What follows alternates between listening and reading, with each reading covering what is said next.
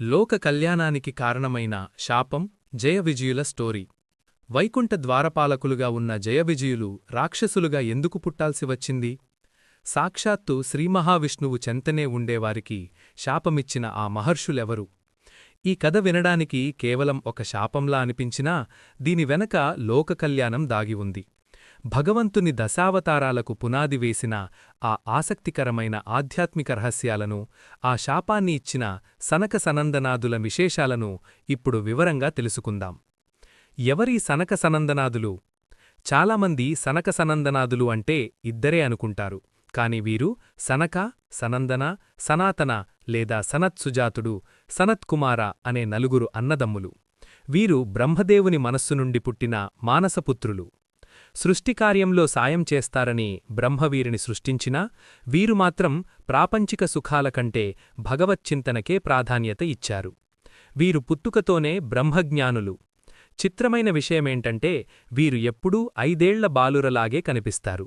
వీరి నిష్కల్మష హృదయమే వీరిని నిత్య యవ్వనులుగా ఉంచుతుంది. జ్ఞానంలో మాత్రం వీరు సాక్షాత్తు పరమేశ్వరుడికే ప్రశ్నలు వేయగలిగినంతటి మేధావులు. వైకుంఠంలో అడ్డుగింత, ఆపై శాపం.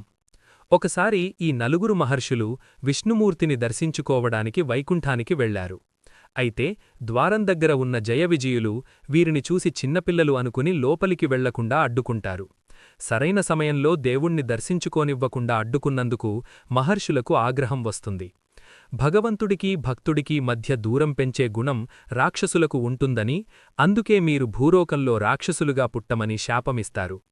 వెంటనే దిగివచ్చిన విష్ణుమూర్తి తన ద్వారపాలకుల తప్పులు మన్నించమని కోరగా, 7 జన్మలు భక్తులుగా పుడతారా లేక 3 జన్మలు శత్రువులుగా పుట్టి నా చేతిలోనే మరణిస్తారా అని అడుగుతారు. త్వరగా స్వామిని చేరుకోవాలన్న తపనతో వారు 3 జన్మలకే మొగ్గుచూపుతారు.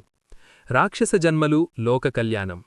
ఆ శాపం వల్లే జయవిజయులు భూమిపై 3 జన్మల్లో రాక్షసులుగా పుట్టారు. మొదటి జన్మలో హిరణ్యాక్ష హిరణ్యకశిపులుగా పుడితే వారిని చంపడానికి స్వామి వరాహ నరసింహావతారాలెత్తారు. రెండో జన్మలో రావణ కుంభకర్ణులుగా పుడితే రామావతారంలో వారిని సంహరించారు. మూడో జన్మలో శిశుపాల దంతవక్త్రులుగా పుట్టినప్పుడు కృష్ణావతారంలో మోక్షం ప్రసాదించారు. ఇలా సనక సనందనాదులు ఇచ్చిన ఆ చిన్న శాపం వల్ల లోకానికి పట్టిన రాక్షసపీడ వదలడమే కాకుండా మనకు దేవుడి అద్భుతమైన అవతారాల కథలు లభించాయి. అందుకే దీన్ని లోక కళ్యాణానికి దారితీసిన శాపమని అంటారు. పుణ్యక్షేత్రాలు మరియు ఆధ్యాత్మికత. సనక సనందనాదుల ప్రస్తావన కేవలం వైకుంఠానికే పరిమితం కాలేదు. మన దేశంలోని అనేక పుణ్యక్షేత్రాలతో వీరికి సంబంధం ఉంది. వీరు పరమేశ్వరుణ్ణి పూజించుకోవడానికి బ్రహ్మదేవుడు స్వయంగా మానస సనోవరాన్ని సృష్టించాడని చెబుతారు. అలాగే తిరుమల కొండల్లో వీరు తపస్సు చేసిన ప్రదేశాన్ని ఇప్పటికీ సనక సనందన తీర్థమని పిలుస్తారు. అన్నదమ్ముల మధ్య అనుబంధం పెరగాలన్నా, మనసులో భక్తి కలగాలన్నా వీరిని స్మరించుకోవడం మంచిదని భక్తుల నమ్మకం. జ్ఞానానికి వైరాగ్యానికి నిలువెత్తు రూపాలుగా ఈ నలుగురు మహర్షులు ఆధ్యాత్మిక చరిత్రలో నిలిచిపోయారు. జయవిజయుల కథ మనకు ఒక గొప్ప పాఠాన్ని నేర్పుతుంది.